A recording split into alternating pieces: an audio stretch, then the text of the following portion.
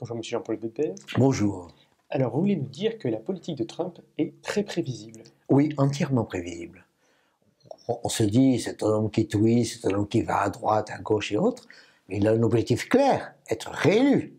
Et pour être réélu, il faut qu'il ait une économie qui marche et qui se maintienne, encore une année au moins. Il faut qu'il ait une bourse qui marche.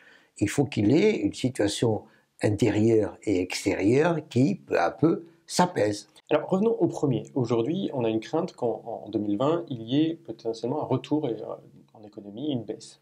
Oui, ce qui se passe à l'heure actuelle, c'est que l'économie américaine va, à peu près.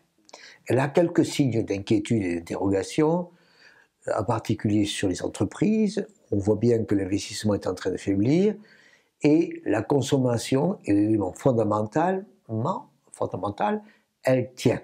70% du PIB américain, c'est la consommation. Donc quand les ménages sont là, la croissance est là. Et il y a aujourd'hui quelques interrogations, quelques inquiétudes qui apparaissent et on voit qu'il s'affaiblit. C'est bien pour ça que on demandera, étant M. Trump, il demandera à la Banque centrale américaine de encore baisser ses taux une troisième fois. Et elle le fera, a priori. Encore. Une troisième fois, c'est pas normal, c'est préventif alors qu'avant c'était curatif. Mais grosso modo, la pression est forte et, à mon avis, elle cédera.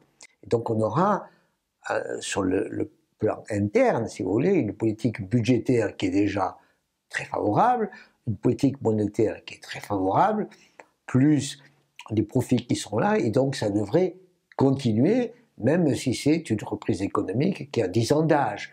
Donc on peut imaginer que... Donc, maintien de l'économie, a priori, sur 2020... A priori, tout peut changer, mais ça devrait marcher, et donc il n'aurait pas sur ce côté intérieur d'inquiétude, parce que la Fed aura cédé. Donc, l'inquiétude va venir de la politique extérieure, que ce soit l'Iran, que ce soit la Turquie actuellement, la Chine... Comment est-ce qu'il peut faire pour... C'est d'abord la Chine. C'est d'abord la Chine qui est la plus inquiétante, dans la mesure où la Chine pourrait acheter moins de produits, en particulier des produits alimentaires, des produits agricoles. Elle pourrait effectivement relâcher, signer les accords. Et puis surtout, elle inquiète. Ce qui se passe, si vous voulez, c'est que la Chine a compris. Elle signera un accord partiel. Pourquoi ? Parce qu'elle voit bien que le temps joue contre Monsieur Trump. Et que si on prolonge, et que si les interrogations continuent, à ce moment-là, même si la Banque centrale américaine baisse ses taux, ça ne suffira pas à contrebalancer les inquiétudes. Donc elle va dire, bien écoutez, je signe un bout. Et Trump serait prêt du coup à l'accepter parce que ça lui intéresse aussi. Et parce que M. Trump a besoin aujourd'hui de victoires partielles. Il ne peut pas avoir de victoires entières sur ces différents champs. Le premier, vous le dites, c'est effectivement par rapport à la Chine, où j'attends un accord partiel.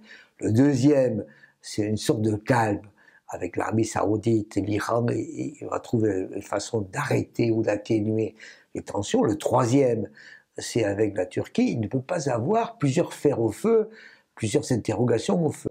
Étant entendu qu'il veut en même temps rapatrier ses troupes, et qu'on a vu ce que ça donnait quand c'était pas bien fait en Turquie, on peut voir ce qui se passerait si ça continue, a priori, en Afghanistan. On voit bien à quel point donc il a une politique interne et externe. La politique externe est en fait pour améliorer la situation interne. Et tout ça, c'est pour être réélu. Merci, M. Paul Bédez.